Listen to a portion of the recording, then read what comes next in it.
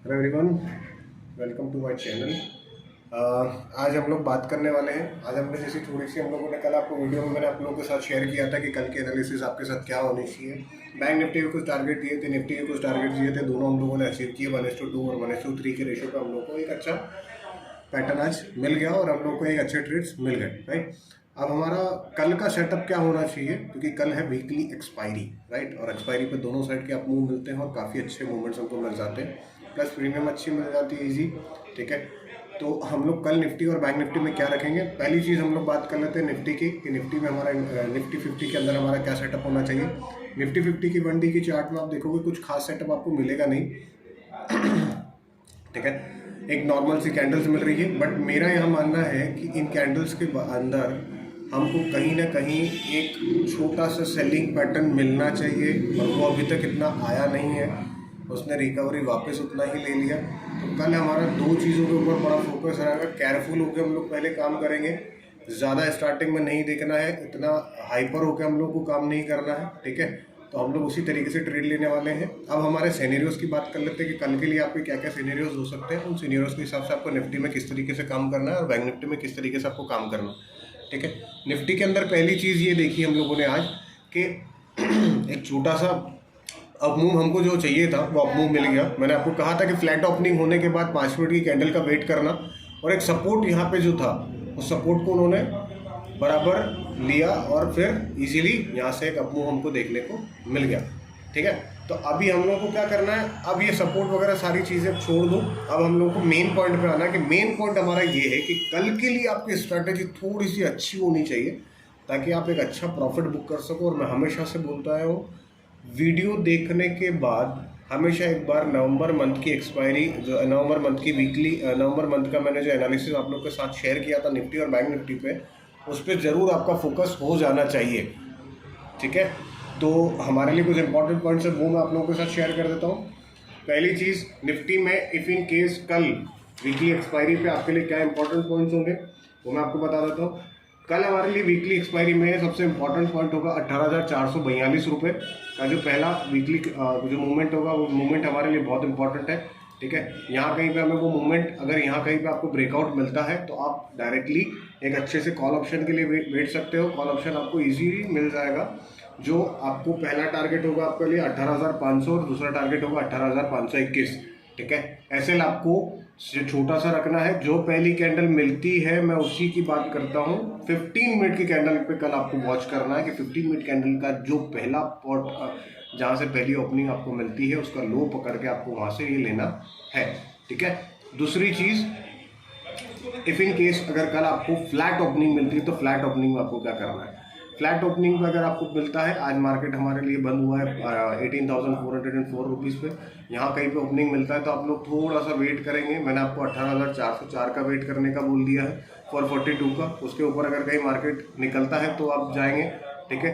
Otherwise ये एक range के अंदर वर्क कर रहा है, वो रेंज के अंदर वर्क कर रहा है, उस रेंज से हमें बाहर ही रहना है ताकि इस रेंज के अंदर जो ये ट्रेड कर रहा है, ठीक है, इस रेंज के बाहर का एक ब्रेकआउट अगर आपको मिले तो आपको ट्रेड लेना। अदरवाइज मेरे हिसाब से एक अच्छे ट्रेडर के लिए, एक डिसिप्लिन ट्रेडर के लिए अगर आप जाते हो तो ये ट्रेड सबसे बेस्ट हो सकते हैं। अदरवाइज कोई ट्रेड मेरे हिसाब से कल के लिए बिटवीन इस चीज़ के अंदर नहीं होता है। अगर मार्केट रेंज बाउंड हो जाए तो हम लोग को इसके अंदर मार्केट को ट्रेड करना छोड़ देना है कल के लिए, ठीक है। दूसरी चीज़, अगर आपको गैप डाउन ओपनिंग मिलती है, गैप डाउन ओपनिंग अगर यहाँ कहीं मिल जाती है, सिंपल सी वही स्ट्रेटेजी, 15 मिनट की कैंडल का वेट कीजिए।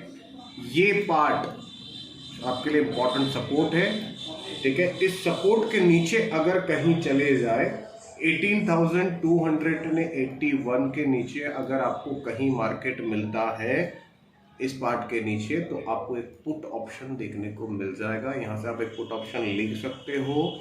18,200 का आपका पहला टारगेट होगा, दूसरा 18,171 का आपका सेकंड टारगेट होगा। सेकंड टारगेट आपके इजीली यहाँ तक के बन सकते हैं।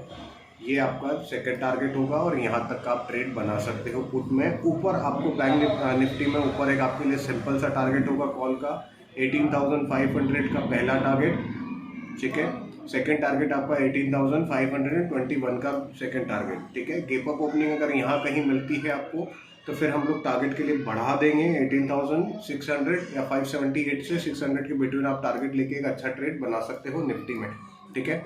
दूसरी चीज़, अब बैंक निफ्टी की बात करते हैं। बैंक निफ्टी में आपको किस तरीके से ट्रेड करना है। बैंक निफ्टी में सिंपल सा स्ट्रैटेजी है, ज़्यादा कुछ खास नहीं है। बैंक निफ्टी एक रेंज के अंदर चल रहा है और काफ़ी अच्छा मूव हम लोगों को मिल गया है। मैंने आपको कल भी बैंक निफ्टी का बोला था कि 650 का हमारे टारगेट्स हैं, ठीक है। बट हमें 599 के आसपास की प्रॉफिट बुकिंग मिली है, 605 600 के आसपास। तो वो प्रॉफिट बुकिंग भी कोई बुरा नहीं है। मैं हमेशा बोलता हूँ 1:2 के रेशियो से ज़्यादा का रेशियो आप ना लें, वो सबसे सेफेस्ट ट्रेड होते हैं, सबसे बढ़िया ट्रेड होते हैं, ठीक है। तो अभी हम लोग को कल के लिए बैंक निफ्टी में क्या ट्रेड करना है। बैंक निफ्टी के लिए हमारे पास लेवल बनते हैं 42,623 रुपीज़ के ऊपर अगर कहीं मार्केट आपको दिखता है, ठीक है। 42,643 रुपीज़ के ऊपर अगर मार्केट कहीं दिखता है तो इसके लिए ऊपर हमारे लिए कॉल ऑप्शन के गेट खुल जाएंगे। कॉल ऑप्शन के गेट खुलते हैं तो पहला टारगेट हमारा होगा 42,711 रुपीज़ का, 42,711 रुपीज़ का पहला टारगेट। दूसरा टारगेट आपको बनेगा 42,822, थर्ड टारगेट होगा 42,988 रुपीज़ का, ठीक है। और अब बात कर लेते हैं फ्लैट मार्केट की। फ्लैट मार्केट में मैं सिंपल सी दो रेंज आपको बता चुका हूँ। पहली रेंज मैंने आपको कॉल ऑप्शन के लिए बताई है, सेकंड रेंज में आप लोगों को बताने वाला हूँ। सेकंड रेंज में अगर कहीं 42,400 के आसपास यहाँ कहीं पे अगर आपको एक gap up gap down opening मिल जाए तो हमें मार्केट में नीचे पुट की तरफ देखना है। सिंपल सी चीज़, पहला टारगेट आपका होगा 42,280 रुपीज़ के आसपास, पहला टारगेट आपका बनेगा, ठीक है। सेकंड टारगेट आपके लिए बनेंगे इजीली 42,155 रुपीज़ के आसपास तक का टारगेट बन सकता है यहाँ कहीं पे, ठीक है। और उसके बाद के टारगेट होंगे 42,050 का टारगेट आप इजीली पुट में ले सकते हो गेप डाउन ओपनिंग के बाद। बट अगर फ्लैट ओपनिंग है, मैं इस रेंज के अंदर कुछ भी करने से मना करूँगा, ठीक है। दो स्टॉक्स और आप लोगों के साथ शेयर किए थे कल, SDFC और अदानी एंटरप्राइजेस। आज के लिए मेरे पास कोई स्टॉक नहीं है कि कल के लिए आपको क्या ट्रेड करना है। बाकी SDFC में हमारा टारगेट हिट हुआ है, ठीक है। अडानी में हमारा स्टॉप लॉस हिट हुआ है, तो एक टारगेट हिट और एक स्टॉप लॉस हिट, यानी कि 1:1। सो हम लोग कह सकते हैं कि ठीक है, एनालिसिस में आपको स्टॉक्स में एक छोटा सा एसएल लगा और एक बढ़िया सा टारगेट आपको मिल गया, बहुत अच्छी बात है।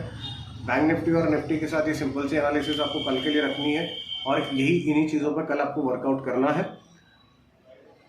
ठीक है। यही सिंपल सी चीज़ें आप लोगों के लिए हैं। कल के इंपॉर्टेंट पॉइंट्स मैं आप लोगों के साथ शेयर कर चुका हूँ, ठीक है। कॉल ऑप्शन आपको कहाँ से लेना है, पुट ऑप्शन कहाँ से लेना है। मेरा एक सिंपल सा मानना है कि ट्रेडर वही होता है जो डिसिप्लिन के साथ ट्रेड करे। अगर कहीं रेंज बाउंड मार्केट है, मेरी नज़र में आप लोगों को वहाँ ट्रेड करने की कोई ज़रूरत नहीं है। ट्रेड ऐसे लें, दिन में एक ट्रेड ले, पर एक ट्रेड भी अच्छा होना चाहिए, अच्छे ब्रेकआउट पे ट्रेड होना चाहिए, एक अच्छा प्रॉफिट बुक होना चाहिए, दैट्स इट। इससे ज़्यादा हमें कुछ नहीं लगता है। और ट्रेड लेने के समय इतनी कोशिश करें कि टारगेट थोड़ा सा बड़ा हो, ऐसे छोटे होने चाहिए, ठीक है, ताकि रिस्क मैनेजमेंट आपका पूरा बराबर बन सके। 1:2 के रेशो पे काम करोगे तो इससे अच्छी चीज़ और कोई हो ही नहीं सकती इस मार्केट में सर्वाइव करने के लिए, ठीक है।